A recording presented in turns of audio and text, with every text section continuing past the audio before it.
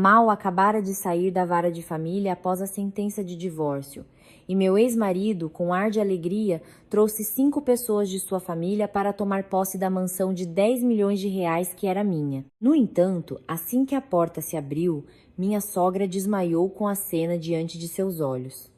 Naquela manhã, o céu de São Paulo não estava nem nublado nem claro. Apenas o ar quente e abafado trazia uma sensação de desconforto. Em minhas mãos, eu segurava uma sentença de divórcio recém-emitida, com a tinta ainda não totalmente seca em algumas linhas de frases curtas e rígidas. Aquelas frases encerraram mais de 10 anos de meu casamento com João. Eu não chorei, nem sequer tinha forças para ficar triste. O que eu sentia naquele momento era apenas cansaço. Um cansaço prolongado após meses de contenção e silêncio. Desci as escadas do fórum. Mal tive tempo de respirar fundo quando ouvi risadas atrás de mim. Não era uma risada triste nem forçada. Era uma risada estranha, extremamente perturbadora aos ouvidos. Virei-me e vi João ajeitando o colarinho de sua camisa. Seu olhar em minha direção, sem um pingo de sentimento. Constrangedor, até mesmo demonstrando satisfação. Pronto, agora estamos quites, disse ele em um tom leve, como se estivesse falando do tempo. Hoje à tarde, vou levar minha família para casa para arrumar as coisas. A mansão. Fiquei atônita por um momento, pensando que tinha ouvido errado. Arrumar o quê? Perguntei, tentando manter a voz calma. João não respondeu diretamente. Apenas sorriu cinicamente, um meio sorriso calculista. Nos separamos em frente ao portão do fórum, sem brigas, sem mais explicações. Pensei que tudo terminaria ali, mas eu era ingênua demais. Menos de 2 horas depois, enquanto eu ainda estava no carro, a caminho de casa, meu celular tocou incessantemente. Era João de novo. Desta vez, sua voz não era mais de cerimônia. Estou te avisando com antecedência. Sim, hoje à tarde, levarei toda a família para a mansão. Toda a família. Quem exatamente? Perguntei. Embora em meu coração eu já pudesse adivinhar a resposta. João listou os nomes um por um, como se estivesse lendo uma lista. Minha mãe, meu pai, minha irmã Rita e o Daniel com a esposa dele, a Vânia. 5 pessoas em peso. Antes de desligar, ele acrescentou uma frase que soou como uma ordem. Uma casa daquele tamanho é um desperdício deixá-la vazia. Deixe minha família morar lá para dar um calor. Desliguei o telefone e fiquei em silêncio no carro. Não senti raiva a ponto de tremer, nem chorei. Em minha cabeça, naquele momento, me havia apenas um pensamento muito claro. Para eles, o divórcio era apenas uma formalidade. O que eles cobiçavam, do início ao fim, era aquela mansão. Naquela tarde, exatamente como João havia dito, 5 membros de sua família chegaram ao portão da minha casa. Sem que ninguém precisasse dizer, o olhar de todos era o mesmo. O olhar de saqueadores confiantes de que logo tomariam posse de algo que consideravam seu por direito. Minha sogra caminhava na frente. Estava bem vestida, com os cabelos em um coque, e seus passos eram cheios de confiança. Ela olhava para o portão da mansão com um ar de vitória que não fazia questão de esconder. Meu sogro estava atrás dela, em silêncio, mas seu olhar era igualmente inspetor. Minha cunhada Rita olhava para a direita e para a esquerda, como se estivesse calculando qual quarto escolheria. O casal Daniel e Vânia trazia algumas malas, rindo alegremente como se aquela já fosse a casa deles há muito tempo. João estava no meio deles, de braços cruzados, olhando para mim com o rosto cheio de certeza, como se quisesse dizer que tudo estava sob seu controle. Eu estava parada diante dele, sem discutir, sem me defender, sem fazer mais perguntas. Apenas tirei silenciosamente o controle remoto do bolso e apertei o botão para abrir o portão. O portão deslizou lentamente para o lado. Naquele momento, eu podia ouvir meu próprio coração bater. Não por medo, mas porque eu sabia que, a partir daquele segundo, nada sairia como eles imaginavam. Minha sogra entrou apressadamente, com passos confiantes. No entanto, após apenas alguns passos, vi suas costas se enrijecerem. Ela parou de repente no meio da sala de estar. Seu rosto, antes satisfeito, de repente ficou pálido. Seus lábios tremiam, seus olhos se arregalaram como se não acreditasse no que via. O quê? O que é isso? Gaguejou ela. Antes que alguém pudesse responder, minha sogra cambaleou, sua mão alcançando o encosto de um sofá e então desabou no meio da sala de estar. A atmosfera na casa congelou instantaneamente. As 5 pessoas ficaram ali, paralisadas. Ninguém conseguia dizer uma palavra. Enquanto isso, eu apenas assistia à cena com um coração estranhamente calmo. porque eu sabia muito bem que eles vieram pensando que receberiam uma casa, mas na verdade eles tinham acabado de pisar em um lugar que faria toda a família pagar por tudo o que fizeram comigo. A raiz da paciência. Se alguém perguntasse por que me casei com o João, eu poderia responder sem pensar. Não foi por dinheiro. Honestamente, quando João e eu começamos nosso relacionamento, ambos não tínhamos nada além da crença ingênua de que, se nos esforçássemos, a vida melhoraria. Conheci João quando éramos jovens. Ambos funcionários de escritório que saíam de manhã e voltavam tarde da noite, exaustos. João não era um homem de muitas palavras, mas era bom, não falava muito e era trabalhador. Naquela época, eu pensava de forma simples. Um homem bom era o suficiente, rico ou pobre, tudo podia mudar. Minha família era mais abastada que a de João, isso era um fato. Mas eu nunca considerei isso algo para ser comparado ou ostentado. Desde o namoro até o casamento, nunca deixei que João ou qualquer pessoa de sua família se sentisse inferior. Eu vivia de forma simples, sem ostentação e sem falar muito sobre dinheiro. Eu achava que um casamento sobrecarregado desde o início, com cálculos de lucros e perdas, não duraria. Quando nos casamos, meus pais me deram uma quantia em dinheiro como capital inicial. Discuti abertamente com João que o dinheiro seria usado para negócios e para construir nosso futuro, não para ser esbanjado. Eu também me ofereci para gerenciar tudo. Não porque não confiasse no meu marido, mas porque não queria que João fosse rotulado como o marido que vivia da riqueza da esposa. Eu queria que ele pudesse andar de cabeça erguida no meio de sua família, sentindo que esta era a nossa casa, não um lugar onde ele devesse se sentir constrangido. Minha sogra naquela época era muito diferente da de agora. Ela falava suavemente, sempre sorrindo amavelmente. Quando me tornei sua nora pela primeira vez, ela segurou minha mão e me elogiou na frente de todos os parentes. Ter uma nora como esta é uma bênção para nossa família. Senti um calor ao ouvir aquilo. Eu realmente acreditava que tinha sorte de ter uma boa família por parte do marido. Pensei que, enquanto eu vivesse bem e soubesse me portar, tudo ficaria bem. Alguns anos após o casamento, meu trabalho se estabilizou e minha renda aumentou. João continuava trabalhando como antes, sem nenhum aumento significativo, mas também nunca foi preguiçoso. Fui eu quem propôs construirmos uma casa decente. O terreno eu comprei antes do casamento, em meu nome, e o dinheiro também era da minha poupança pessoal. Quando expus minha intenção, toda a família do meu marido pareceu muito feliz e animada. Minha sogra sorriu largamente, dizendo que com uma casa espaçosa, os filhos e netos poderiam se reunir confortavelmente. Minha cunhada Rita chegou a dizer: sinceramente, construa uma bem grande, para que todos nós possamos vir dormir aqui com frequência. Naquele momento, João segurou minha mão e disse uma frase que, até hoje, quando me lembro, sinto o quão fácil eu era de acreditar. Mas esta é a nossa casa, querida. Entre você e eu, precisa ter essa divisão. Ao ouvir isso, meu coração se sentiu muito aliviado.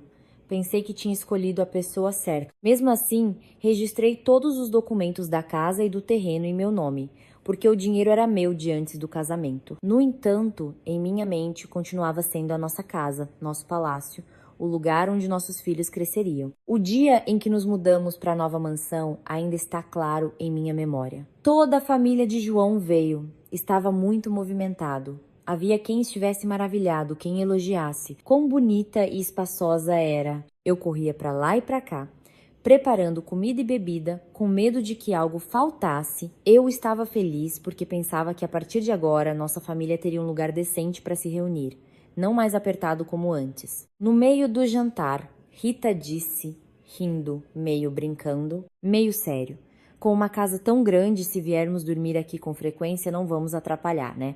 Eu apenas sorri em resposta, pensando que era apenas uma brincadeira de família. Eu não esperava que aquela frase fosse a semente de muitos problemas futuros. Naquela época, eu ainda estava cheia de paciência e boas intenções. Acreditava que a família era um lugar para se apoiar e ajudar mutuamente, não para fazer contas. Eu nunca pensei que minha generosidade e confiança se tornariam a razão para os outros considerarem isso como algo natural. Eu também nunca imaginei que a casa que construí com meu suor e trabalho duro um dia se tornaria assunto de discussão para ser habitada e tomada, como se eu fosse apenas uma pessoa em cujo nome estava registrado. Olhando para trás para aqueles primeiros anos, Não me arrependo de ter vivido bem, apenas me arrependo de ter acreditado que todos me tratariam da mesma forma que eu os tratava. E foi dessa confiança que as primeiras rachaduras em meu casamento com João começaram a se formar, silenciosamente. Embora naquela época eu ainda não percebesse, caminhando sem flores. Depois de nos mudarmos para a casa nova, minha vida com João, por fora, parecia ótima. Uma casa magnífica. Meu trabalho estável. Tudo parecia estar correndo conforme o planejado. No entanto, foi a partir daí que pequenas coisas começaram a surgir, silenciosa e constantemente, como gotas de água caindo no mesmo lugar. Até que finalmente percebi que já havia uma rachadura. A primeira pessoa a iniciar a tradição de pedir empréstimos foi minha sogra. No início, eram apenas algumas dezenas de milhares de reais. Depois subiu lentamente para centenas de milhares. Ela dizia que era para capital de giro, para os negócios, e que o empréstimo era apenas temporário, que em alguns meses seria devolvido. Sua voz era sempre suave, acompanhada de suas queixas típicas sobre a idade, os negócios difíceis e sua esperança que repousava apenas nos filhos. Senti pena, pensando que, como nora, se eu pudesse ajudar, por que não? Além do mais, a quantia, para mim, naquela época, não era tão grande. No entanto, repetidamente, o dinheiro devolvido era sempre menor. Quando eu perguntava, minha sogra apenas sorria e dizia: "Depois a mãe completa, tá bom?" Eu nunca insisti nem anotei. Pensei, com os pais, para que ser tão calculista? Mas a facilidade que eu ofereci pareceu ser considerada como algo natural. Depois da minha sogra, foi a vez da minha cunhada Rita.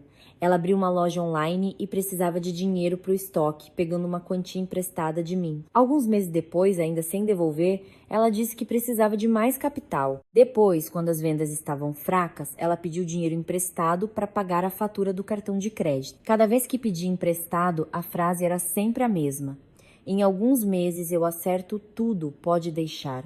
Eu ouvi isso tantas vezes que, cada vez que a frase era dita, meu coração afundava um pouco. Mas eu continuava concordando. Eu me aconselhava entre irmãos ajudar um ao outro em tempos difíceis é uma coisa boa. Cada vez que eu dava dinheiro, nunca havia um contrato por escrito. Não porque eu não soubesse da importância de documentos, mas toda vez que eu hesitava, João sempre os defendia. Ele dizia com um tom cheio de compreensão: "Se você tem condições, empresta para minha irmã. Depois eu mesmo a lembro de pagar." Ao ouvir isso, meu coração amolecia novamente. Pensei, meu próprio marido disse isso. Como eu poderia suspeitar da pessoa que dorme na mesma cama que eu? Depois foi a vez da família de Daniel e Vânia. Às vezes eles pediam emprestado para comprar uma moto, às vezes para trocar de celular, para o negócio fluir melhor, e uma vez até para despesas de férias, para abrir os horizontes. Cada vez eles falavam com muita naturalidade, sem mais nenhum constrangimento. No início, eu dava o dinheiro com um sentimento estranho no coração. A sensação de que eu não era mais alguém que emprestava, mas alguém com a obrigação de dar. Lentamente, percebi que não me pediam mais emprestado no sentido real da palavra, mas vinham com frases como: "Só preciso de mais tanto, estou super apertada, me ajuda só mais essa vez, por favor." Eu continuei ajudando, mas a cada vez meu coração ficava mais pesado. Comecei a me sentir como um banco, sem juros, sem contrato, sem prazo e sem o direito de cobrar. Certa vez, tentei dar um conselho de forma muito sutil, com voz baixa para não ofender ninguém. Eu disse: "Que tal se a partir de agora, cada vez que houver um empréstimo, a gente anotar para ficar claro e fácil de lembrar?" Imediatamente, a atmosfera na mesa de jantar ficou em silêncio. Minha sogra largou o garfo e me olhou com um olhar que não era mais tão amigável como antes. Ela disse em um tom que todos pudessem ouvir, mas frio: "Nora sendo tão calculista assim, nós somos uma família. Por que essa necessidade de registrar tudo?" Aquela frase foi como um balde de água fria jogado no meu rosto. Eu não consegui dizer mais nada. João, sentado ao meu lado, não defendeu nem se opôs à sua mãe. Ele apenas disse casualmente: "Deixa pra lá, é uma coisinha de nada, não vamos criar um problema por isso." Mas foi justamente o silêncio de João que me fez perceber que há quanto tempo eu já estava sozinha. A partir daquele momento, o olhar da família do meu marido para mim não era mais de gratidão como no início. O olhar se transformou em vigilância, cautela e até um pouco de antipatia. Toda vez que eu mostrava hesitação, comecei a ouvir indiretas: "Nora, quando tem dinheiro, fica pão duro ou virou nora e não quer pensar na família do marido. Eu ouvia com o coração cada vez mais pesado, mas continuava escolhendo o silêncio. Em meu íntimo, ainda tentava me acalmar. Talvez eles só estivessem falando por falar. Talvez não estivessem acostumados com o meu jeito de pensar. No entanto, com o tempo, percebi que essa falta de intenção era apenas unilateral. Eu dava com muita facilidade. Mas, assim que pedi um pouco de clareza, era imediatamente rotulada de calculista e ingrata. O dinheiro continuou a fluir, sem papéis, sem promessas concretas. E a partir daquele momento, comecei a entender uma coisa muito dolorosa. Aos olhos da família do meu marido, eu lentamente deixei de ser uma nora para me tornar apenas uma fonte de dinheiro na qual eles podiam confiar. Puxada para perto quando precisavam e pronta para ser empurrada para longe quando não fosse mais necessária. A semente da ganância havia crescido a partir daqueles empréstimos aparentemente inofensivos. Só que naquela época eu ainda não conseguia imaginar as consequências que isso traria para o meu casamento. Convidados indesejados. Se os empréstimos começaram a me deixar desconfortável, o que aconteceu a seguir com Rita me fez perceber que minha posição nesta casa estava sendo lentamente apagada. No começo, tudo aconteceu de forma muito sutil. Tão sutil que, se não prestasse atenção, qualquer um pensaria que era uma atividade familiar normal. Rita, de vez em quando, trazia seus amigos para casa, dizendo que era só para dar uma passada e ver a casa nova da cunhada. Eu não proibi. Uma casa tão grande, com visitas, certamente ficaria mais animada. Assim eu pensava. No entanto, dar uma passada lentamente deixou de ser por algumas horas ou um dia. Certa vez, um amigo de Rita ficou para dormir. Em outra ocasião, eles ficaram por vários dias sem aviso, sem pedir permissão. Eu voltava do trabalho e encontrava estranhos em casa. Sandálias e sapatos espalhados na frente da porta, os utensílios da cozinha em desordem. Eu só podia silenciosamente arrumar tudo. Eu ainda me aconselhava, talvez fossem apenas alguns dias. Então, alguns dias se tornaram uma semana inteira. Os amigos de Rita transformaram a sala de estar em seu espaço privado, a TV ligada o dia todo. Depois de comer, os pratos sujos eram deixados para trás.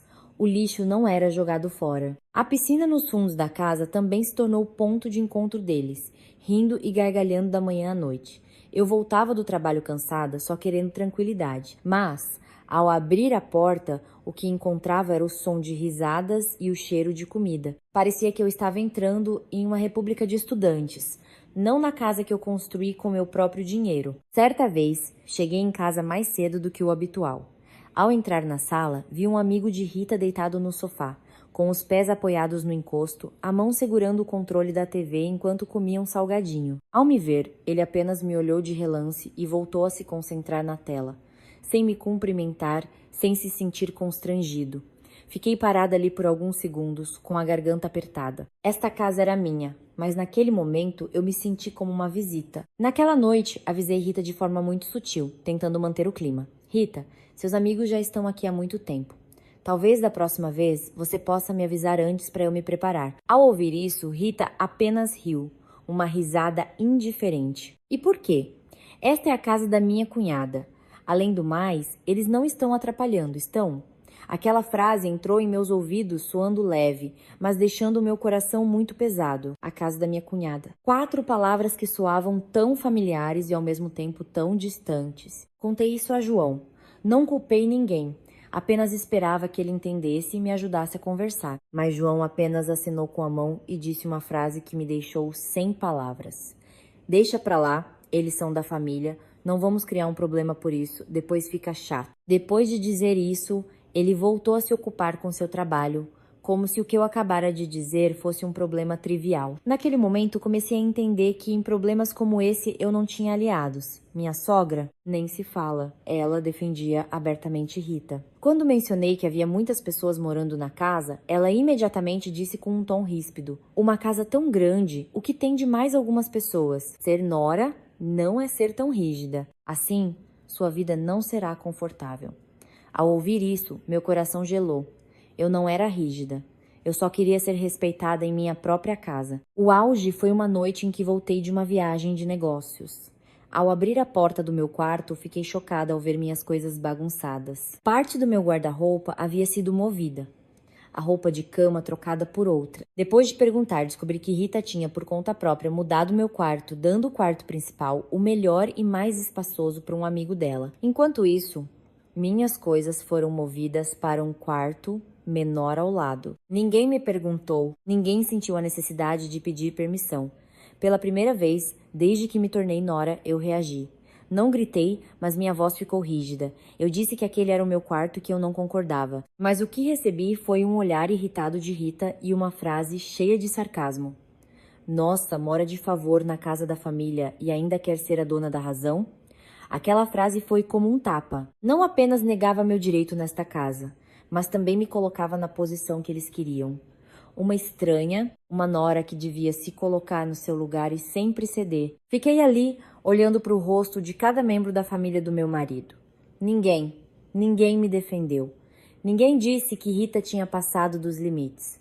João ficou em silêncio. Minha sogra desviou o olhar. De repente, percebi que nesta casa, embora os documentos estivessem em meu nome, embora cada tijolo tenha sido construído com meu dinheiro, aos olhos deles, eu não era a dona. Eu era apenas a pessoa autorizada a morar enquanto eles ainda precisassem e que poderia ser descartada a qualquer momento. Naquela noite, deitei-me naquele quarto pequeno, ouvindo o som de risadas do quarto ao lado, o quarto que deveria ser meu espaço privado. Eu não chorei. Apenas olhei para o teto do quarto e um pensamento muito claro surgiu em minha cabeça. Se eu continuasse em silêncio, então esta casa, esta vida e até mesmo minha posição nesta família, mais cedo ou mais tarde, seriam tomadas por outras pessoas. E a partir daquele momento, entendi que minha paciência tinha ido longe demais, a ponto de se tornar a razão para os outros me pisarem. A assinatura no papel. Uma noite, o jantar transcorria como de costume. Se visto de fora, a mesa estava farta, todos sentados em seus lugares. A atmosfera parecia calma. João comeu menos que o habitual, olhando para mim de vez em quando e depois baixando a cabeça novamente. Percebi que seu olhar estava diferente. Havia algo apressado, como se esperasse o momento certo. Terminada a refeição, quando eu estava prestes a me levantar para tirar os pratos, João me chamou, pedindo que eu me sentasse novamente porque havia algo a ser discutido. Ele foi para o quarto e, momentos depois, voltou com uma pilha de papéis nas mãos. Os papéis estavam organizadamente presos em uma pasta. À primeira vista, pareciam documentos bancários. João os colocou na minha frente. Sua voz foi forçada a ser o mais amigável possível. Por favor, assine isso. É só um procedimento para o empréstimo de capital. Peguei a pilha de papéis e li, página por página, sem pressa.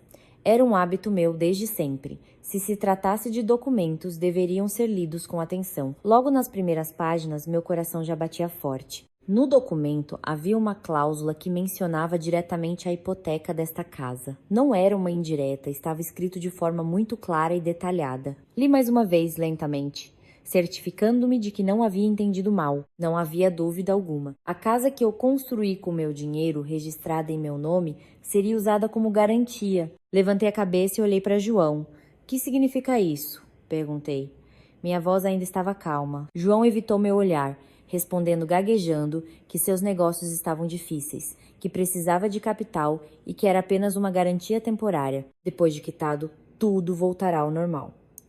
Perguntei novamente, pedindo uma explicação mais detalhada, pois não era um assunto trivial. Naquele momento, eu ainda não havia levantado a voz, apenas queria ouvir uma resposta razoável. No entanto, a atmosfera do jantar mudou instantaneamente. Minha sogra bateu o garfo na mesa. O som foi seco e alto. Ela me encarou. Seu olhar não era mais amigável. Ela disse uma frase que me deixou sem palavras. — Os bens desta casa você os considera como se fossem só seus, é?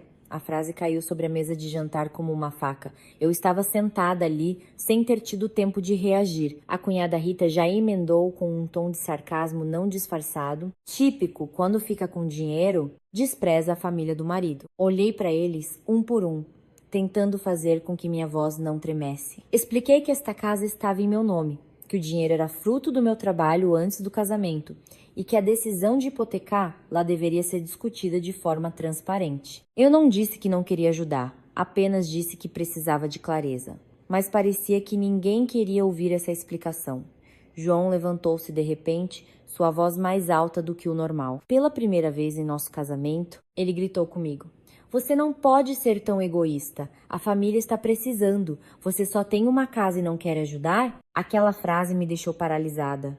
Não por medo, mas porque de repente entendi uma coisa com muita clareza. Aos olhos deles, esta casa não era mais um ativo a ser respeitado, mas algo que deveria ser automaticamente usado para o bem da família do marido. Eles não estavam pedindo minha permissão, eles estavam exigindo. E quando eu não concordei imediatamente, fui imediatamente rotulada de egoísta e desrespeitosa com a família dele. Sentei-me ali, ouvindo todas as acusações e palavras duras que vinham em sucessão. Minha sogra disse que eu não tinha sentimentos. Minha cunhada disse que eu era calculista. E João continuamente enfatizava que estava sob pressão e que eu não entendia sua posição. Durante todo esse tempo, ninguém mencionou que este era meu ativo. Ninguém sentiu a necessidade de pedir permissão. Todos presumiram que eu deveria assinar ali mesmo. Pela primeira vez, senti-me verdadeiramente sozinha no meio desta família. Eu não era mais uma esposa, não era mais uma nora valorizada, mas apenas a detentora de um ativo que eles queriam controlar. Respirei fundo e disse com firmeza que não assinaria. Pelo menos não até que tudo estivesse claro e houvesse uma solução segura. Essa resposta fez com que o jantar terminasse em desordem. Ninguém comeu mais. Todos se levantaram e foram para seus quartos com rostos irritados. Naquela noite não consegui dormir. Deitei-me olhando para o teto do quarto, relembrando tudo o que havia acontecido desde que nos mudamos para esta casa. Dos empréstimos sem contrato, do tratamento desrespeitoso, até esta noite, quando eles me pediram abertamente para hipotecar a casa. De repente percebi que se eu assinasse hoje, amanhã eu poderia perder tudo. E quando isso acontecesse, nenhum deles seria responsável. Na manhã seguinte, comecei a fazer algo que nunca havia pensado antes. Reuni todos os documentos originais da casa e outros ativos. Fiz cópias e os guardei em um lugar seguro. Não contei a ninguém, nem fiz barulho, apenas me preparei silenciosamente, como alguém que já via a tempestade se aproximando. E desde aquela noite em que a pilha de papéis foi colocada na minha frente, quando aquelas palavras duras foram ditas, eu sabia muito bem que este casamento, mais cedo ou mais tarde, chegaria ao fim. Só que como terminaria e quem pagaria o preço por todos esses cálculos naquela época, eu ainda não queria responder. O cheiro de um perfume estranho. Após a noite em que me recusei a assinar os documentos de hipoteca da casa, a atmosfera na família mudou drasticamente. Não havia mais cumprimentos por educação, nem jantares com conversas forçadas. O que havia era um silêncio pesado, como se uma parede invisível tivesse sido construída entre mim e João. Ele não discutia mais nem tentava explicar. Ele apenas me evitava. Nossas conversas, que já eram raras, tornaram-se ainda mais escassas e, quando era forçado a falar, sua voz era fria e breve, como se eu fosse uma estranha. Percebi essa mudança muito rapidamente. O celular de João começou a ter uma nova senha. Antes, ele nunca se importava com isso, até mesmo deixava o celular em qualquer lugar da casa. Mas, desde então, seu celular estava sempre ao seu lado, até mesmo quando ia ao banheiro. Certa vez, eu o peguei sem querer e ele o arrancou da minha mão com um olhar irritado. Não disse nada, apenas coloquei o celular de volta. Mas dentro de mim começou a crescer um desconforto muito claro. João também começou a chegar mais tarde em casa. No início, a desculpa era o trabalho extra. Depois havia uma reunião prolongada com um cliente. Um dia, ele chegou quase à meia-noite, suas roupas impecáveis, não parecendo de forma alguma alguém que acabara de trabalhar duro o dia todo. Senti um cheiro de perfume estranho em seu colarinho, não o aroma que costumava haver em casa. Quando perguntei, ele franziu a testa e gritou com uma frase que eu ouviria com frequência depois. Você pode parar de ser tão desconfiada? Essa frase era como uma desculpa preparada. Toda vez que eu abria a boca, ele a jogava para encerrar a conversa. Enquanto João se afastava cada vez mais, a família do meu sogro, por outro lado, tornava-se cada vez mais confiante nesta casa. Minha sogra começou a trazer conhecidos para ver a casa, dizendo que era para referência de construção. Ela nunca me perguntava ou avisava antes. Eu chegava do trabalho e encontrava estranhos sentados, apontando para todos os cantos da casa. O desconforto aumentava, mas eu continuava tentando me conter. Minha cunhada, Rita, se gabava abertamente para seus amigos que esta era a casa do irmão dela e que sua família logo se mudaria para cá. Ouvi essas frases mais de uma vez. E cada vez que as ouvia, meu coração ficava mais pesado. Comecei a anotar tudo. Não porque eu gostasse de ser calculista, mas porque precisava manter minha sanidade. Anotei as datas em que minha sogra trazia pessoas, o que Rita dizia e quando João chegava tarde. Coisas que antes eu considerava triviais, agora eu vejo de uma maneira diferente. Percebi que quando os outros já não respeitam limites, meu silêncio só os faria ir mais longe. Numa tarde, enquanto limpava o escritório de João, encontrei uma pilha de recibos. Aqueles papéis finos fizeram minhas mãos gelarem. As datas nos recibos não correspondiam a nenhuma viagem de negócios que João havia mencionado. O nome do hotel também não era um lugar onde ele costumava ficar quando viajava a trabalho. Segurei a pilha de recibos, fiquei parada por um bom tempo. Em minha cabeça, não havia gritos ou dramas como nos filmes. Apenas um silêncio sufocante. Coloquei a pilha de recibos de volta no lugar. Não fiz barulho, não o questionei imediatamente. Entendi uma coisa muito bem. Quando um homem começa a trair, ele não está apenas traindo sentimentos, mas também preparando uma rota de fuga para si mesmo. As ações recentes de João, desde seu desejo de hipotecar a casa, sua atitude fria, até chegar em casa tarde com um cheiro estranho, tudo estava interligado, formando um quadro que eu não queria mais negar. Naquela noite, João chegou tarde, como de costume. Olhei para ele, o homem que um dia foi meu marido, mas que parecia tão estranho. Perguntei de forma muito simples, sem um tom acusatório. Há algo que você queira conversar comigo? João me olhou, seus olhos se desviaram, e então respondeu brevemente. Não há nada. Essa resposta curta e fria foi, na verdade, a resposta mais clara para todas as minhas dúvidas. A partir daquele dia, não esperei mais que João mudasse. Não verifiquei mais seu celular. Não vigiei mais seus passos. Em vez disso, foquei em meus próprios assuntos, em meu trabalho e nos documentos legais que eu já havia guardado bem. Percebi que se os sentimentos já estavam tão rachados, era difícil consertar. O mais importante agora não era manter alguém que já havia mudado de coração, mas proteger a mim mesma para não cair em uma posição de fraqueza.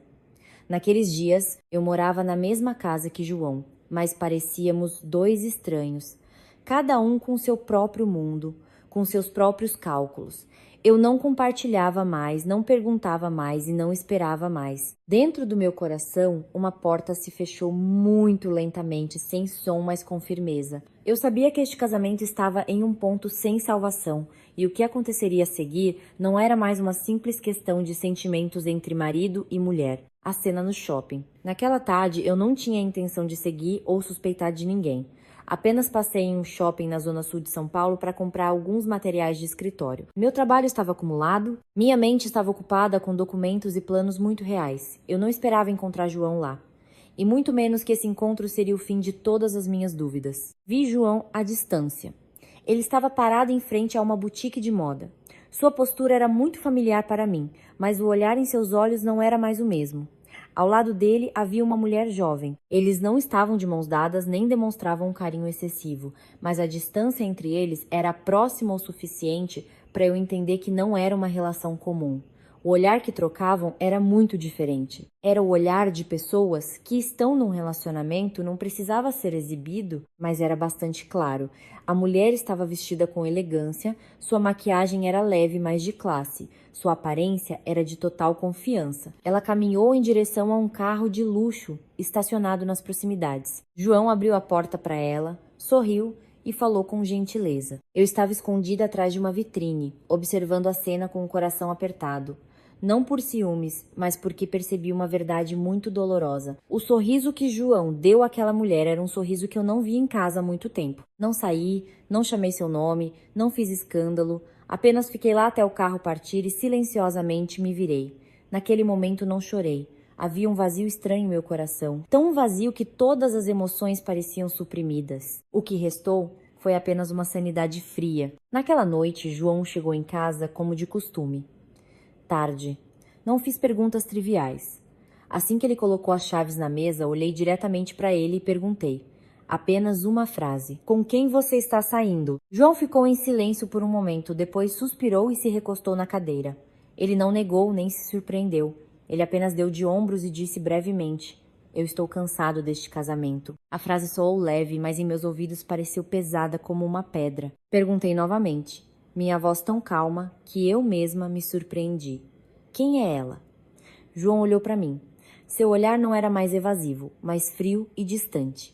Alguém que me entende melhor do que você. Apenas algumas palavras, mas suficientes para cortar o último fio que restava entre nós. Não perguntei mais nada. Também não discuti. Apenas assenti com a cabeça. Naquele momento, eu sabia muito bem que o laço de marido e mulher que eu tentei manter por tanto tempo havia oficialmente terminado. Não porque ele tinha outra pessoa, mas porque ele não tinha mais o menor respeito por mim. Nos dias seguintes, João não escondeu mais nada. Saía de manhã, voltava à noite, às vezes nem voltava. Seu telefone tocava constantemente, mensagens chegavam sem parar. Eu nem precisava ver para saber quem estava do outro lado. O que mais me doeu não foi a traição dele, mas a maneira como ele tratava isso como algo normal. Como se eu fosse o obstáculo para sua nova felicidade. Então um dia, durante o almoço em família, minha cunhada Rita soltou, com um tom meio brincalhão. O João agora já tem quem cuide dele, né? Acho que ele combina mais com a outra do que com você. A frase soou claramente no meio da mesa de jantar, sem que ninguém a contestasse. Minha sogra não disse nada, apenas continuou comendo em silêncio. Meu sogro baixou a cabeça. Ninguém se surpreendeu, ninguém se opôs. Eu estava sentada ali, com o garfo na mão. Senti como se tivesse acabado de levar um tapa. Naquele momento, percebi algo ainda mais doloroso do que ser traída. Toda a família do meu marido sabia que João tinha uma namorada. Só eu não fui informada. Eles sabiam, mas escolheram o silêncio. Eles aceitaram e até mesmo secretamente apoiaram. Porque na mente deles, a nova mulher poderia dar a João coisas que eles desejavam mais do que eu. Não chorei na frente deles. Terminei minha comida, limpei a mesa e voltei para o quarto. Depois de fechar a porta, sentei-me por um longo tempo na cama, olhando para o quarto que um dia foi nosso. Tudo ainda estava igual, mas a sensação era diferente. Percebi que vivi dentro de uma família onde, há muito tempo, eu não era mais considerada parte dela. Naquela noite não falei mais com João. Também não perguntei sobre nosso futuro. Em minha cabeça, naquele momento, havia apenas um pensamento. Se todos eles já estavam conspirando pelas minhas costas, então eu não tinha mais motivos para continuar cega e acreditar que tudo poderia ser consertado. A realidade era clara demais. João não conseguia mais fingir. E eu também não precisava mais fingir que não sabia de nada. A partir daquele momento, não me perguntei mais por quê ou como manter o casamento. Em vez disso, comecei a me fazer uma pergunta muito mais importante. Como não ser a parte perdedora em um casamento que construí com todo o meu coração? E essa pergunta também foi o começo de todas as minhas decisões futuras. A máscara que caiu. Desde que soube que João tinha outra pessoa, a atitude da família do meu sogro em relação a mim mudou tão rapidamente que nem tive tempo de me surpreender. Se antes eles ainda mediam as palavras, agora tudo era dito abertamente, sem nada a esconder. Eu não era mais considerada uma nora, muito menos um membro da família. Tornei-me um obstáculo que precisava ser removido o mais rápido possível. A mudança mais clara foi a da minha sogra. Suas palavras gentis de antes desapareceram completamente, substituídas por frases afiadas dirigidas diretamente a mim. Certa vez ela me olhou de cima a baixo e disse uma frase que até hoje, quando me lembro, me dá arrepios. Não pode ter filhos. Para que manter a casa? A frase foi dita de forma muito casual, como se fosse algo normal. Fiquei ali sem contestar nem chorar, apenas olhei para ela e de repente entendi. Para eles, meu valor neste casamento há muito tempo havia sido pesado e agora eu não atendia mais aos padrões para continuar ali. A cunhada Rita também não se conteve mais. Começou a incitar João na minha frente. Certa vez, enquanto eu limpava a casa, Rita gritou da sala de estar, sua voz claramente audível. Divorcia logo dela, divide os bens para ficar tudo claro. Para que prolongar isso? Só dá canseira. A frase não era dirigida apenas a João, mas dita de propósito para que eu ouvisse. Eu estava na cozinha, com um pano na mão. Parecia que cada palavra me empurrava ainda mais para fora daquela casa. Foi justamente naqueles dias que comecei a ver tudo com mais clareza. Percebi que o divórcio, na mente deles, não era porque o amor havia acabado ou porque não podíamos mais viver juntos. Para eles, o divórcio era apenas o passo necessário para legalizar a tomada da casa. Enquanto eu ainda fosse sua esposa, eles ainda precisavam se conter. Assim que eu me tornasse ex-esposa, tudo seria mais fácil de negociar. João sugeriu várias vezes que fizéssemos um acordo amigável. Ele disse, com um tom cansado, que tal se a gente sentasse e resolvesse tudo numa boa? Não precisa ir para o tribunal. Eu ouvi claramente. Por trás de suas palavras, não havia o desejo de resolver o problema pacificamente, mas sim impaciência. Ele temia que, se o processo se arrastasse, seus planos não ocorreriam como desejado. Olhei para João, o homem que um dia foi meu marido, mas que parecia tão estranho. Respondi com firmeza que não queria acordos verbais, não queria divisões pouco claras e que, se tivéssemos que nos divorciar, tudo deveria ser feito de acordo com a lei. Essa resposta revelou a verdadeira natureza de João. Ele não conseguia mais manter sua calma falsa. Suas palavras começaram a ser acusatórias e cheias de raiva. Certa vez, em uma discussão, João gritou na minha cara: "Tudo isso é ganância sua?" Ouvi e ri por dentro. O homem que me traiu estava culpando a esposa, que não queria entregar sua casa, de ser a gananciosa. Uma lógica como essa só aparece quando os planos de alguém são frustrados. Naqueles dias, a atmosfera em casa era tão pesada que eu só queria sair para o trabalho o mais rápido possível e voltar o mais tarde possível. Mas, em vez de me deixar levar pelas emoções, comecei a fazer algo muito concreto. Secretamente, entrei em contato com um advogado, sem contar a ninguém. Levei todos os documentos relacionados à casa, desde a escritura de compra do terreno, o alvará de construção, até as provas de que os fundos eram meus bens de antes do casamento. Sentei-me no escritório do advogado, ouvindo cada análise e explicação legal. Pela primeira vez em meses, minha mente se sentiu clara novamente. Depois de examinar todos os documentos, o advogado olhou para mim e disse com firmeza: "Esta casa, eles não têm direito a absolutamente nada." Apenas essa frase curta, mas pareceu que um peso enorme foi tirado dos meus ombros. Não me senti feliz ou satisfeita. Senti apenas que estava de volta à posição que deveria ser minha. Eu não estava mais na posição fraca. Não precisava mais me defender de ameaças ou indiretas. A partir daquele momento, entendi que o que a família do meu sogro estava fazendo não era mais apenas um conflito familiar. Era um plano claro, estruturado, e o divórcio, no cenário deles, era apenas um pedaço de papel para tomar o que eles cobiçavam desde o início. Percebendo isso, não tive mais medo. Também não precisei mais explicar ou provar que eu estava certo. Apenas me preparei silenciosamente para o que estava por vir, com uma calma que eu mesma não esperava ter. Nos últimos dias antes de João entrar oficialmente com o pedido de divórcio, eu vivi sob o mesmo teto com pessoas que estavam planejando como me tirar de lá. Mas, diferente de antes, eu não me sentia mais perdida ou confusa. Eu sabia exatamente onde estava e também sabia que, quando o jogo estivesse aberto, o mais impaciente não seria eu. O pedido de divórcio e a confiança prematura. O pedido de divórcio foi apresentado por João não por emoção ou pressão, mas de forma muito planejada. Ele trouxe o pedido para casa uma noite comum, colocando-o na mesa com um tom casual, como se estivesse falando de trabalho. "Assina logo para acabar com isso."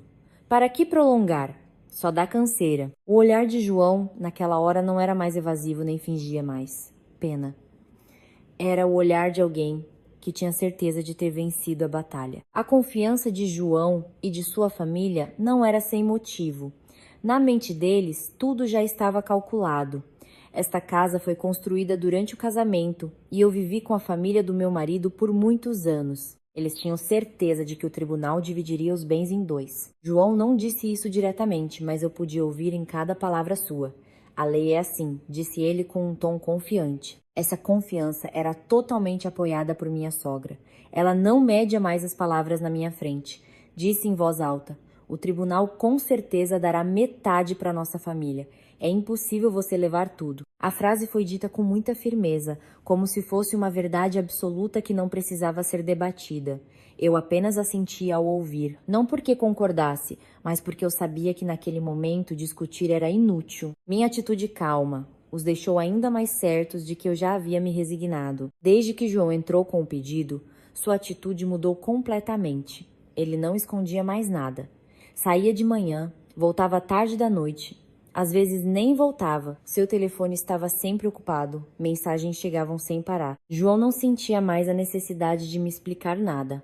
Ele considerava o divórcio como certo, apenas esperando a data da audiência para finalizar as formalidades e dividir os bens. A mulher com quem João estava saindo também começou a aparecer com frequência. Ela não se escondia mais. Certa vez, durante o dia, ela veio à casa, entrou direto no quarto e pegou as coisas de João. Eu estava na sala, ouvindo o som de malas sendo arrastadas, o som de armários sendo abertos. Parecia que eu estava assistindo a uma cena estranha. Esta casa ainda era minha residência, mas era como se eu fosse invisível. Ninguém me perguntou, ninguém sentiu a necessidade de explicar. A mulher me olhou de relance com um olhar frio e foi embora, como se eu fosse apenas o último obstáculo a ser removido de suas novas vidas. Não fiz escândalo. Também não impedi. Percebi que quando alguém age de forma tão descarada, qualquer tentativa de reagir ou me defender só me faria parecer mais fraca. Em vez disso, comecei a arrumar minhas coisas pessoais silenciosamente. Juntei tudo o que era realmente meu, lembranças, documentos e papéis importantes. Movi tudo para um lugar seguro, um lugar que a família do meu marido não conhecia. Fiz isso secretamente, pouco a pouco, sem mostrar sinais de que estava preparando algo. Durante o período de espera pela audiência, a atmosfera em casa era pesada, mas estranhamente calma. João raramente falava comigo. Minha sogra agia como se eu não existisse. E a cunhada Rita de vez em quando me lançava um olhar de satisfação que não conseguia esconder. Entendi que na mente deles eu era a pessoa que logo iria embora. A pessoa que perderia tudo, portanto, não precisavam mais se importar. A audiência na vara de família foi mais rápida do que eles imaginavam. Não houve debate acalorado, nem drama, tudo correu de acordo com o procedimento legal. Eu estava sentada lá, ouvindo cada pergunta e explicação com calma. João estava sentado do outro lado, parecendo muito confiante. De vez em quando, ele me olhava, como se quisesse ver minha reação. Ele tinha certeza de que assim que a discussão sobre a partilha de bens começasse, eu não conseguiria mais ficar tão calma. Quando o juiz começou a ler a parte sobre os bens comuns, olhei para João.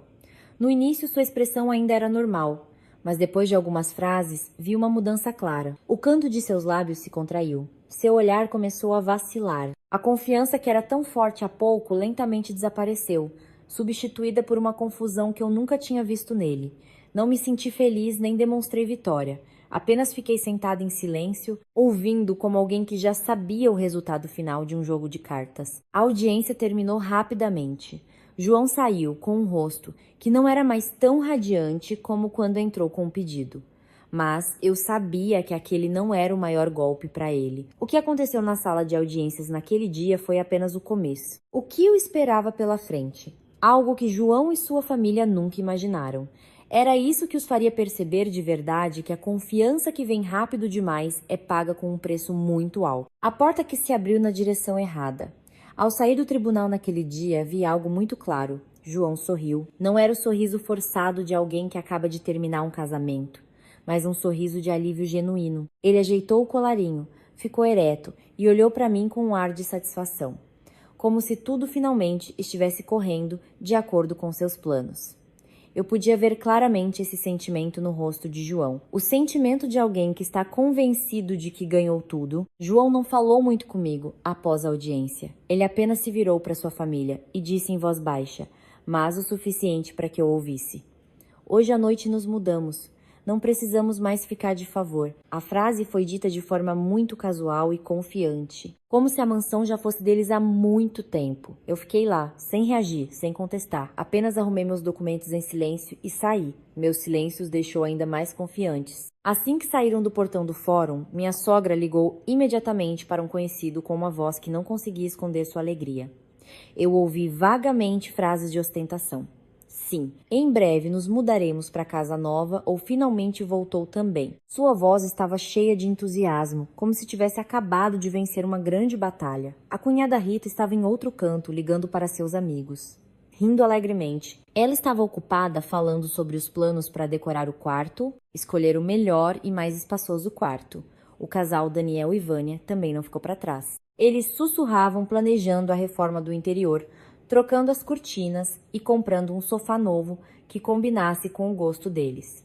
Toda essa cena aconteceu bem na minha frente, tão clara e vívida que me senti como se estivesse assistindo a um drama em que todos os atores já estavam certos do final. Ninguém me perguntou, ninguém se importou com meus sentimentos. Aos olhos deles, eu era apenas a pessoa que logo deixaria aquela casa. A parte perdedora que deveria aceitar a realidade. Fiquei em silêncio durante todo o trajeto do fórum para casa. João dirigia na frente, seguido por 2 carros de sua família. A atmosfera era tão alegre. Eu sabia que na cabeça deles a mansão já estava dividida. Cada um já tinha sua parte. E meu silêncio eles interpretaram de forma muito simples. Eu havia perdido e aceitei. Nenhum deles sabia que, enquanto estavam ocupados celebrando a vitória, eu havia concluído o processo de mudança de uso da casa. A mansão não era mais apenas uma residência. Eu também havia assinado todos os contratos legais vinculantes, transformando a casa na sede da minha empresa. Uma sociedade limitada, LTDA. Tudo legal, completo com assinaturas, carimbos e feito de acordo com o procedimento. Não contei a ninguém, não me gabava, porque eu sabia que há coisas que, quanto mais rápido são ditas, mais fáceis são de serem destruídas. Quando os 5 membros da família do meu marido chegaram com suas malas em frente ao portão da mansão, eu fui a última a descer do carro. Eles se reuniram, olhando para o portão alto com um olhar cheio de entusiasmo. João deu um passo à frente, gesticulando para que eu abrisse o portão. "Abra a porta", disse ele, sua voz não conseguindo esconder a impaciência. Eu não respondi. Apenas tirei a chave do bolso em silêncio. Naquele momento, pude ver o olhar de João e de toda a sua família seguindo cada movimento meu.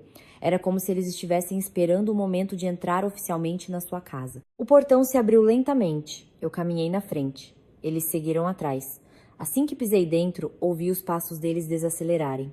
A atmosfera mudou de repente. Não havia mais sussurros. Não havia mais risos. A sala de estar diante deles não era mais a mesma que conheciam. A disposição era diferente. Os móveis eram diferentes. Na parede havia uma placa com o nome da empresa. Documentos estavam organizados em pilhas. O equipamento de escritório estava claramente arrumado. Tudo exalava uma atmosfera estranha e formal. Não mais um espaço familiar. Minha sogra foi a primeira a parar. Ela ficou rígida no meio da sala. Suas mãos tremiam, seus olhos varriam cada canto.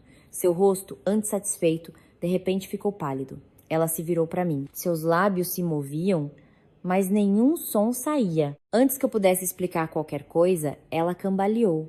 Sua mão alcançando o encosto de um sofá, sua respiração ofegante. Em seus olhos, naquele momento, vi algo muito claro. O pânico de alguém que acabou de perceber que deu um passo em falso, caindo em uma armadilha. Ninguém conseguia dizer nada. João ficou congelado atrás dela. A confiança em seu rosto desapareceu tão rapidamente que ele mesmo não percebeu. Enquanto isso, eu estava lá. Minhas mãos ainda seguravam as chaves com uma calma estranha, porque eu sabia que este momento era apenas o começo. E desde que aquela porta se abriu, o jogo havia virado completamente. A realidade que deu um tapa na cara. Assim que a porta principal se abriu completamente, os 5 membros da família do meu ex-marido ficaram paralisados. Sem comando, seus passos desaceleraram em uníssono, como se tivessem acabado de cruzar uma fronteira que nunca imaginaram. A sala de estar diante deles não era mais o espaço familiar acolhedor, o lugar para jantares, para assistir TV ou para se reunir ruidosamente. O que havia era uma cena completamente diferente. Mesas de trabalho estavam dispostas em ordem, computadores ligados, pilhas de arquivos bem organizadas. Uma placa com o nome da empresa pendia na parede principal, emitindo uma luz branca, fria e formal, típica de um escritório. Minha sogra parou no meio da sala. Suas mãos caíram frouxamente e seus lábios tremiam. Ela olhou ao redor como se procurasse por algo familiar, mas quanto mais procurava, mais estranho tudo parecia. Após um longo silêncio, ela finalmente conseguiu articular algumas palavras entrecortadas. Isto. O que é isto? Sua voz não soava mais arrogante como na frente do portão. O que se ouvia era o pânico de alguém que acaba de perceber que todos os seus cálculos foram destruídos. Fiquei alguns passos dela, sem pressa, sem me esquivar. Eu disse lentamente, de forma clara o suficiente, para que cada palavra fosse ouvida por todos. A partir de ontem, este lugar é a sede da minha empresa. Assim que a frase terminou, a atmosfera na sala pareceu congelar. Meu sogro franziu a testa. A boca da minha cunhada, Rita, se abriu, enquanto Daniel e Vânia se entreolharam com rostos confusos. João foi o primeiro a reagir. Ele deu um passo à frente, sua voz se elevando, cheia de raiva. Você enlouqueceu? Esta é uma casa! Olhei diretamente para João. Sem levantar a voz, sem discutir. Apenas apontei para uma mesa de trabalho, abri minha bolsa e tirei uma pilha de documentos que eu já havia preparado. Este é o alvará de funcionamento. Este é o contrato de locação comercial. E estes são todos os documentos legais relacionados. Tudo legítimo. Coloquei cada folha de papel sobre a mesa. Meus movimentos eram lentos, mas firmes. A cunhada Rita, seu rosto agora pálido, gaguejou. Mas esta casa. Cortei sua frase antes que terminasse. Minha voz permaneceu plana, sem tremer. Esta casa está em meu nome e a partir de agora sua função é para o trabalho. Não expliquei mais. O que precisava ser dito já era suficiente. Ninguém mais falou. O silêncio envolveu a sala, tão pesado que eu podia ouvir o zumbido do ar-condicionado. Pela primeira vez, desde que me tornei nora, vi uma emoção muito clara no rosto da família do meu marido. Confusão. Eles estavam no meio do espaço que achavam que lhes pertencia, mas agora não havia mais lugar para eles. Não havia o sofá em que costumavam se sentar. Não havia quartos para dividir. Não havia mais a sensação de chegar em casa que eles imaginaram. Minha sogra virou-se para João. Seu olhar estava cheio de acusação e pânico, como se perguntasse: como isso pôde acontecer?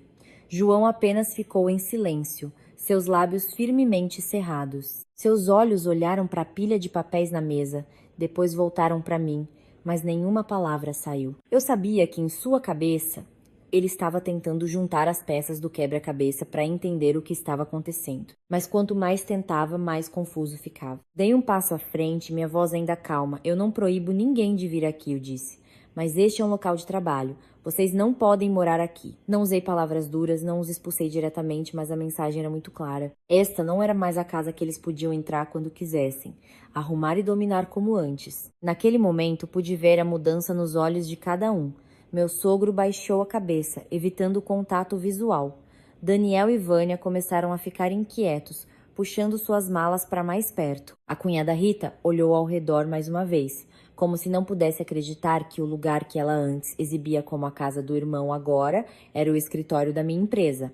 E minha sogra, ela estava ali, sua respiração ofegante. Suas mãos tremiam tanto que ela teve que se apoiar no encosto de uma cadeira para se manter de pé. A atmosfera naquele momento não era mais de satisfação, mas de uma sensação de perda de algo que eles achavam que já estava em suas mãos. Pela primeira vez, eles tiveram que enfrentar uma realidade muito difícil de aceitar.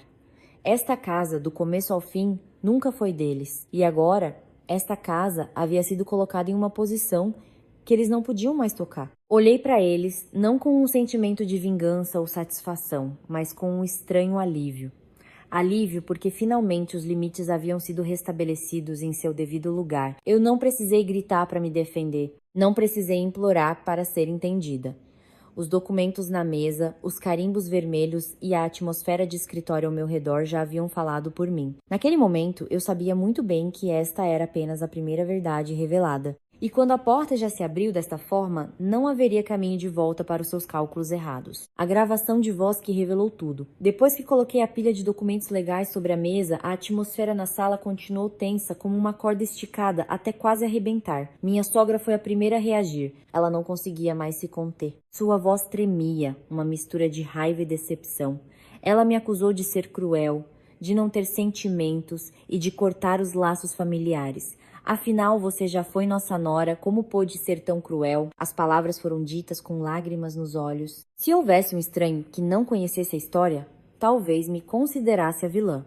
Fiquei em silêncio, ouvindo, sem retrucar imediatamente. Esperei até que ela terminasse de falar, até que todas as acusações se esgotassem. O que restou foram apenas suspiros ofegantes e soluços entrecortados. Só então me abaixei e abri a bolsa que eu trazia. O movimento foi muito lento, muito calmo, como se eu estivesse esperando por este momento há muito tempo. Tirei um pequeno pendrive e o coloquei sobre a mesa. Depois, coloquei meu celular ao lado, 2 pequenos objetos no meio da mesa, mas suficientes para fazer todos na sala se calarem.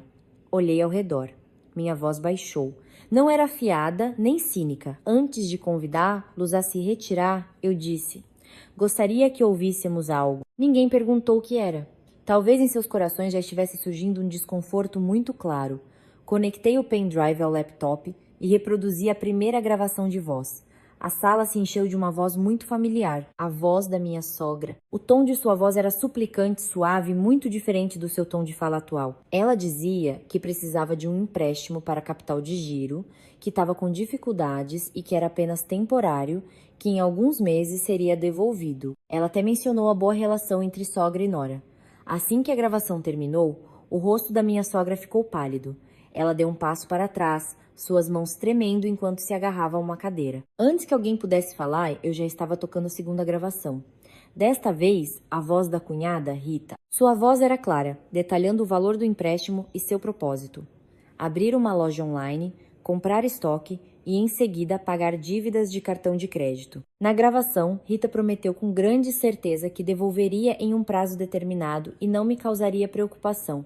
A atmosfera na sala ficou ainda mais pesada. Eu podia ouvir a respiração de todos. Rita ficou rígida, seu rosto sem cor. Ela abriu a boca para dizer algo, mas depois desistiu. Apenas baixou a cabeça, evitando o olhar de todos. Eu não parei. Reproduzi a terceira gravação. As vozes de Daniel e Vânia foram ouvidas, discutindo um empréstimo para pagar suas dívidas pessoais. Suas vozes soavam apressadas e suplicantes. Cada palavra era clara, havia uma data, um valor e uma promessa de devolução pontual. Quando a última gravação terminou, a sala ficou em completo silêncio. Não havia mais choro, não havia mais acusações. O que havia era um silêncio embaraçoso, envolvendo a todos. Minha sogra, seu rosto agora branco como papel, seus lábios se moveram por um longo tempo antes que ela pudesse finalmente pronunciar uma frase, quase um sussurro. Por quê? Por quê? Por que você gravou? A pergunta não era para buscar uma resposta, mas o pânico de alguém que acabou de perceber que tudo o que ela achava que poderia ser negado agora não tinha saída. Olhei diretamente para ela sem me esquivar. Minha voz permaneceu calma, sem ódio, porque eu sabia que um dia vocês negariam tudo. Não falei alto, mas cada palavra soou muito clara. Eu nunca cobrei. Continuei no mesmo tom. Mas isso não significa que eu não tenha provas. Não precisei explicar mais. Não precisei contar novamente como eu ajudei, como fui paciente. As gravações já haviam falado por mim. João, que estava parado no canto da sala, em silêncio de uma forma estranha, olhou para o pendrive na mesa e depois para mim. Seu olhar era uma mistura de confusão e raiva. Talvez só agora ele tenha percebido que a mulher que ele sempre considerou boa e fácil de enganar, na verdade havia tudo há muito tempo. Apenas escolhi o silêncio. Não porque não soubesse, mas porque estava esperando o momento certo. Peguei de volta o pendrive e o celular, colocando-os na bolsa. Não cobrei a dívida naquele momento. Também não ameacei tomar medidas legais. Apenas disse uma frase curta, suficiente para que todos entendessem que o que aconteceu hoje não era mais uma questão de sentimentos ou conflitos familiares. Era a verdade colocada sobre a mesa, inegável. A sala inteira ainda estava em silêncio. Ninguém ousava se olhar. Ninguém tinha confiança suficiente para falar. As pessoas que antes pensavam que eu sairia de mãos vazias, que pensavam que eu não ousaria fazer nada, agora estavam ali, confrontadas com suas próprias palavras do passado. Eu sabia que aquele momento não era apenas vergonha, mas também o início de uma ruína em cascata que eles nunca haviam previsto. A ruína inevitável. Depois que as gravações terminaram de tocar, a sala foi envolvida por um silêncio tão pesado que ninguém ousava se mover. Não havia mais acusações, não havia mais defesas. Tudo parecia ter sido desnudado em plena luz do dia, mostrando o pior lado que eles pensavam poder esconder. Minha sogra foi a que menos aguentou. Ela cambaleou, as mãos no peito, a respiração ofegante e depois caiu sentada no sofá. Não desmaiou, mas foi uma forma de colapso mental muito claro. Quando a mente não consegue mais suportar o peso, o corpo cede. Olhei para ela, não com satisfação, nem com pânico. Eu entendia que aquele colapso não era por um choque momentâneo, mas porque seus sentimentos foram destroçados na frente de todos. Pela consciência de que ela havia julgado mal alguém por tanto tempo. Meu sogro estava ao lado dela, confuso entre ajudar ou dizer algo. Ele olhou ao redor e depois baixou a cabeça profundamente. Era a atitude de alguém que pela primeira vez percebeu que seu silêncio durante todo esse tempo contribuiu para levar tudo a este ponto. Ninguém o culpou, mas foi justamente o silêncio que tornou mais difícil para ele levantar a cabeça. Em outro canto, a cunhada Rita estava rígida, seu rosto pálido, seu olhar vazio. Eu podia ver claramente em seus olhos não apenas a vergonha, mas também o pânico. Talvez em sua cabeça, naquele momento, estivessem passando todas as lembranças das quais ela tanto se orgulhava. Quando se gabava para os amigos de que esta era a casa do irmão dela, quando trazia os amigos para dormir, quando andava por esta casa com a atitude de uma dona. Agora, todas essas lembranças estavam em pedaços. Ela não tinha mais confiança para olhar para ninguém, muito menos coragem para abrir a boca. O casal Daniel e Vânia ficou próximo. Suas mãos seguravam firmemente as alças das malas. Seus olhares não eram mais relaxados como quando chegaram, mas cheios de preocupação. Eles perceberam que, uma vez que as gravações foram tocadas, uma vez que tudo foi colocado sobre a mesa, não haveria mais ninguém para defendê-los. A pessoa que sempre foi seu porto seguro quando ficavam sem dinheiro não estava mais naquela posição. João, que mal havia falado até então, estava no meio da sala, de costas retas, mas com os punhos cerrados. Eu podia ver claramente a confusão em seu rosto. Não havia mais confiança, nem sorriso de satisfação, nem o tom seguro de antes do tribunal. João pegou o celular, discou um número, ligando para a mulher com quem estava saindo. Ele nos deu as costas, falou baixo, mas na sala silenciosa, cada palavra ainda era audível. Querida, me escuta primeiro. Não é nada do que você está pensando. Sua voz era apressada, muito diferente da atitude fria que ele já havia me mostrado. Do outro lado, a voz da mulher soou fria, sem um pingo de simpatia. Você disse que depois do divórcio a casa seria sua. E agora? A pergunta curta foi como uma faca que perfurou o coração de todos os planos de João. Antes que ele pudesse responder, o telefone foi desligado. Com firmeza, sem hesitação, João ficou rígido. A mão que segurava o celular caiu frouxamente. Naquele momento, eu sabia muito bem que aquela mulher se aproximou dele não por sentimento, mas pelo que ele havia prometido. Quando a promessa se desfez, o relacionamento também não tinha mais motivo para existir. Eu não precisei fazer sarcasmo nem lembrá-lo. A realidade já havia falado por mim. A sala agora parecia fragmentada. Cada pessoa mergulhada em sua própria ruína. Minha sogra ofegava, os olhos fechados. A cunhada Rita de cabeça baixa, sem ousar olhar para ninguém. Daniel e Vânia inquietos com suas malas. E João, no meio de tudo, sozinho. Ele perdeu a esposa, perdeu a casa e até a amante que ele pensava ser sua saída o abandonou em um instante. Essa era a condição de perder tudo de verdade, não apenas bens materiais, mas também o apoio emocional. Pela primeira vez desde que conheci João, vi uma emoção muito clara em seu rosto: medo. Não apenas o medo de perder, mas o medo de perceber que ele havia perdido tudo por causa de uma série de cálculos errados. Ele olhou para mim. Seu olhar não era mais desafiador ou depreciativo, mas o olhar de alguém que acaba de perceber que a mulher que ele pensava ser boa e fácil de enganar, na verdade já via tudo há muito tempo. Fiquei ali sem dizer mais nada. Não precisei julgar, não precisei exigir. A ruína já havia acontecido de forma muito clara. Cada um deles, à sua maneira, estava pagando o preço por suas ações. E eu sabia que o que acabara de acontecer naquela sala não era o fim, mas apenas o começo das consequências que continuariam a se desenrolar. Epílogo: a casa que virou escritório. Depois daquele dia, as coisas não terminaram imediatamente. Não houve polícia, não houve mais brigas, nem confrontos acalorados. No entanto, foi justamente o silêncio após a tempestade que fez todos sentirem claramente as consequências do que havia acontecido. Minha sogra foi internada no hospital alguns dias depois. O médico disse que ela sofreu de exaustão mental, sua pressão arterial estava instável e seu espírito abatido. Ninguém disse isso diretamente, mas eu sabia muito bem que não era por uma nova doença, mas porque a realidade era pesada demais para ser aceita por alguém acostumado a ser o centro das atenções, a ter o controle e a pensar que tudo correria de acordo com sua vontade. Fui ao hospital uma vez, não para discutir ou me defender. Apenas fiquei do lado de fora da porta do quarto e olhei para dentro. Minha sogra estava deitada lá. Seu corpo parecia muito mais magro. Seus olhos não eram mais tão afiados como antes. Ela me viu, mas não disse nada. Eu também fiquei em silêncio. Entre nós, naquele momento, não havia mais ressentimento. Havia apenas um longo silêncio, onde ambas entendíamos que há coisas que, quando vão longe demais, não podem mais voltar a ser como antes. A cunhada Rita sofreu consequências diferentes. Os amigos que costumavam frequentar minha casa, que ouviam Rita se gabar de que era a casa do irmão dela, lentamente se afastaram. Alguns perguntaram diretamente, outros fizeram diretas. Outros silenciosamente cortaram contato.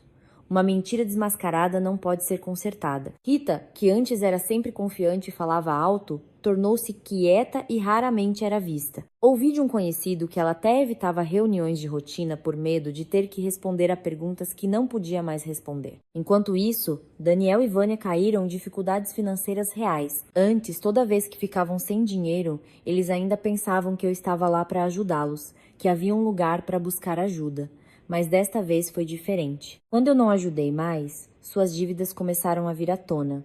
Os cobradores apareceram, os telefones não paravam de tocar, não havia mais ninguém para ajudar. Eles foram forçados a enfrentar sozinhos as consequências de seus hábitos de gastar e se endividar. Não fiquei feliz em ouvir a notícia, mas também não me senti culpada, porque percebi que ajudar não é uma obrigação ilimitada, e no final cada um deve ser responsável por suas próprias escolhas. E João, depois de toda a destruição, ele finalmente veio me procurar. Não diretamente, mas depois que tudo ao seu redor foi se desfazendo, um por um.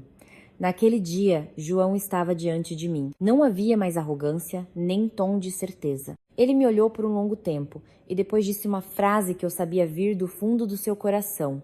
Eu não imaginava que você seria capaz de pensar tão longe. A frase não era uma acusação, mas um reconhecimento tardio de que ele havia julgado mal a mulher que um dia o acompanhou. Eu apenas assenti lentamente e respondi com voz: calma. Não, foi você que me subestimou. Não precisei explicar mais. Não precisei contar como fui paciente, o que passei e como preparei tudo. Ele entendeu. E mesmo que não entendesse, isso não importava mais. Nosso casamento havia terminado não com vitória ou derrota, mas com a realidade de que cada um teve que enfrentar as consequências de suas próprias escolhas. Não me vinguei de João. Também não tentei fazer a família do meu sogro sofrer mais do que já estava sofrendo. Não senti necessidade de fazê-lo, porque o que fiz do começo ao fim foi apenas uma coisa: colocar tudo de volta em seu devido lugar. Meus bens estavam onde deveriam estar, minha vida voltou ao rumo que eu tinha o direito de determinar. E os relacionamentos que estavam errados, sua destruição foi apenas uma consequência inevitável. Nos dias seguintes, a casa, que agora era o escritório da empresa, voltou ao seu ritmo normal. Eu trabalhava, participava de reuniões, concluía tarefas. Estava ocupada, mas minha mente estava leve. Não havia mais olhares de vigilância, não havia mais indiretas, não havia mais a sensação de ter que ceder incondicionalmente. Percebi que quando os limites são restabelecidos, uma pessoa pode viver com mais retidão. Às vezes ainda penso nos anos que se passaram, a época em que tentei manter uma família com silêncio e paciência. Não nego essas memórias, nem me arrependo de ter vivido com sinceridade. Mas se eu pudesse voltar, talvez entendesse mais cedo uma coisa.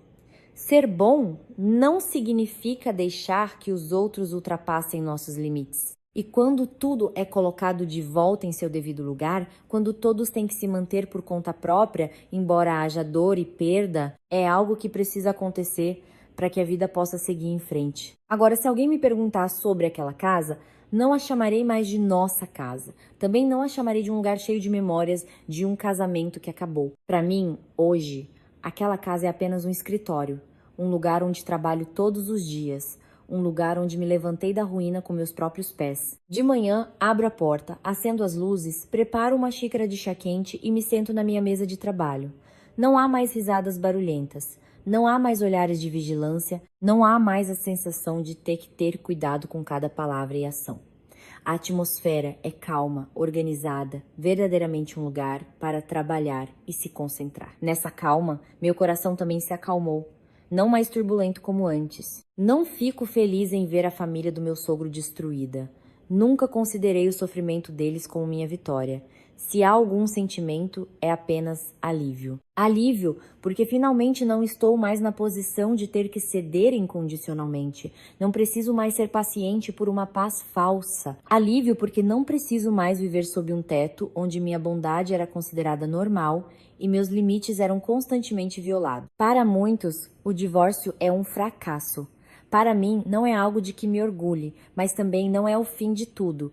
O divórcio não me fez perder tudo. Ele apenas removeu as pessoas que não mereciam estar na minha vida. Pessoas que consideravam minha paciência como fraqueza. Pessoas que pensavam que eu era boa porque não sabia fazer contas. E pessoas que acreditavam que só porque eram mais numerosas e falavam mais alto, eu cederia. Há uma coisa que depois de tudo isso eu realmente entendi. Ser bom não significa ser tolo. Ceder não significa deixar-se ser pisoteado. A bondade, se não acompanhada de limites, mais cedo ou mais tarde, se torna uma razão para os outros se aproveitarem. Eu vivi uma vez com confiança, com o desejo de manter a harmonia e a família, mas também aprendi. Há coisas que, se eu mesma não proteger, ninguém mais o fará por mim. Muitas vezes, quando estou sozinha, ainda penso: se naquela época eu não tivesse sido um pouco mais cautelosa, não tivesse guardado diligentemente os documentos, não tivesse secretamente guardado as provas necessárias, talvez hoje eu seria a pessoa que sairia de mãos vazias, não apenas perdendo bens, mas também perdendo a confiança e a autoestima. Não ouso imaginar isso por muito tempo, porque só de pensar já me dá arrepios. A vida nem sempre é justa, mas sempre tem uma maneira de devolver a cada um o que eles escolheram. Não escolhi me vingar, apenas escolhi me proteger. Não escolhi fazer barulho, apenas escolhi seguir a lei e a lógica. E talvez por isso eu tenha conseguido sair desta história sem levar ressentimentos.